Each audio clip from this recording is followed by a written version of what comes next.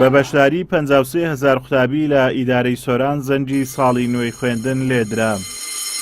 ئەمە لە کاتێکدایە پرۆسەی پەروەردە و خوێندن لە قەیراندایە و دیارترین کێشەکانیش لە کەمی میلاک و کەمی قوتابخانە و کۆنی بیناکاندا خۆی دەبینێتەوە.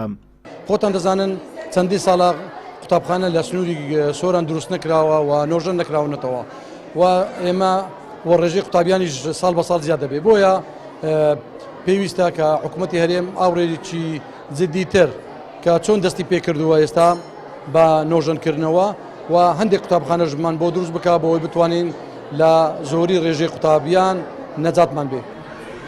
لە ئێستادا لە قەزای ناوەندی سۆران 6 قوتابخانە کە لەگەڵ بنەما ستانداردەکان گونجاونین پێویستیان بە نۆژەنکردنەوە هەیە. هەروەک زیاتر لە 20 قوتابخانەش لە سنووری ناحیەی سیدەکان لە لێواری ڕووخاندنن. چەندین قوتابخانەی دیکەش بینایان نییە و لە خانووی قوڕ و کابینەدان. لە ڕووی بینایەوە بەڕاستی قوتابخانەکان بەشێشیان شایانی ئەوەنین کە دەستی تیا بخوێندرێت چونکە یان کۆنن یان هەش ئێستا هەر سەرخۆڵە و بەتابەت لە شوێنە دوورەکان سەر سنوورەکان کە تا ئێستا پێداویستی پێویست بۆ لۆ پەردە و فێرکردن کە لەگەڵ خوێندنی هاوسەرێک بگونجێت بەڕاستی لە ئاسی پێویستدانە بینایەکان پێویستان بە دابینکردنی پێداویستی فێرکردنن لە هەموو ڕوێکەوە.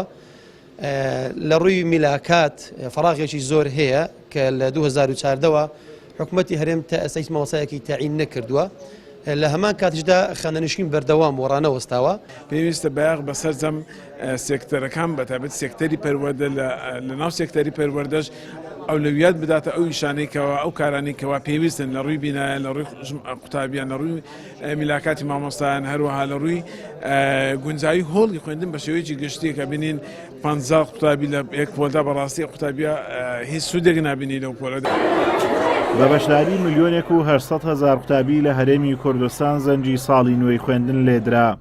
ئەم سەرەتایەش لە کاتێکدایە بە بیانووی ڕێخستنەوەی میلاک ژمارەیەکی زۆر مامۆستای وانەبێژ نێرداونەتە ماڵەوە. هاوکات زۆرێک لە قوتابخانەکان لەگەڵ ستانداردی جیهانی پێکنایەنەوە. هەر بەهۆی کەم و کورتەکانی کەرتی پەروەردەش ساڵانە 30,000 قوتابی واز لە خوێندن دێنن. ئازاد ئۆمەراوی کەناڵی ئاسمانی پەیام، سۆران.